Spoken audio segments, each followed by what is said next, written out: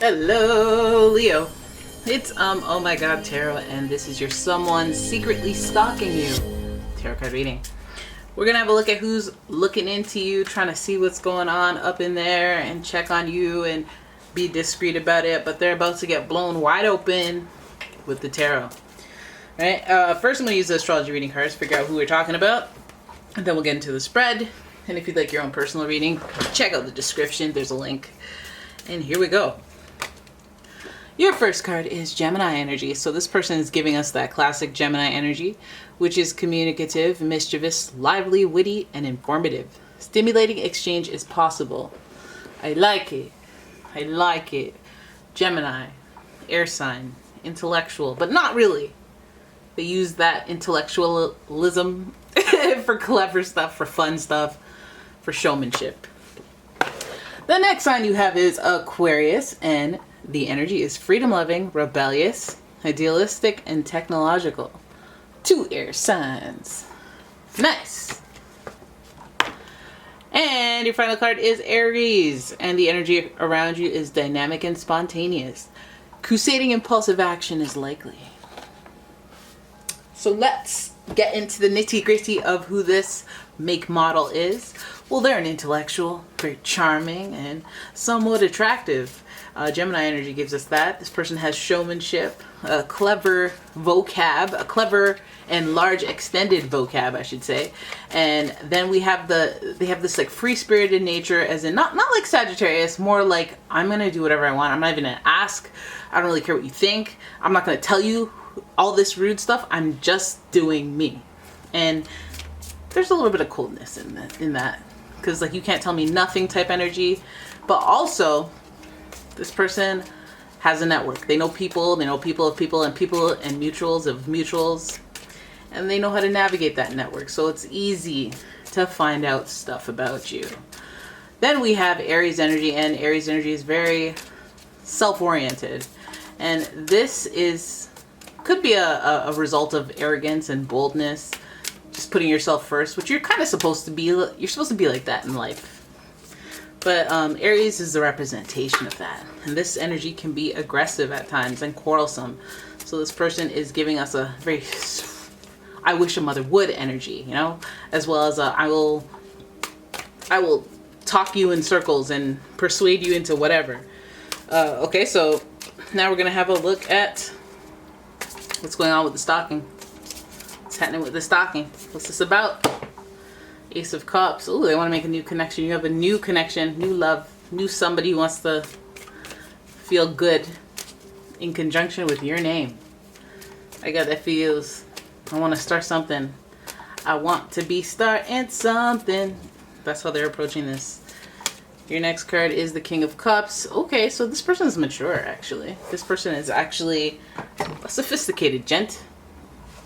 It doesn't have to be a gent, but, you know, this person is clear with their intentions as far as our emotions. So they got to come in clear and connected and borderline psychic. This person is emotionally intelligent, mature, it might even be older. With the Queen of Swords. Okay, so the emotional intelligent person who can tear down the walls of the Queen of Swords and relieve her of that stern independence. I think this is what some of you are looking for. This person is trying to position themselves in that area, or maybe they're just coming to realize that that's what they can offer you. Either way, they're experienced and know what they're up against. Then we have the Magician. Interesting, interesting, interesting. The Magician, of course, rules communication, superior communication, because it's like I'm not just talking about how to articulate my thoughts. I'm talking about using the words that'll make the person that I'm talking to, specifically them, understand me correctly, accurately.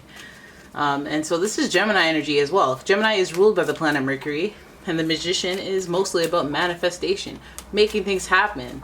But again, I feel like this is about that sweet talking, or being able to find the right words to say. This person has this special ability to communicate with you, but I feel like they may be treading lightly, or, you know, doing a little bit of stalking, a little bit of research, because of that hardened heart, that tough exterior that the Queen of Wands, aka you, is presenting to them. Because I feel like that's the center, that's the obstacle, that's the we have to get over that hump. So then we have the Judgment card. Okay, so there's a little bit of deciding, a little bit of realization of what they're ultimately in for when it comes to a relationship with you. The Judgment card is also connected to the planet Pluto, who rules personal transformation. So think bigger themes, like this person's thinking in the long run.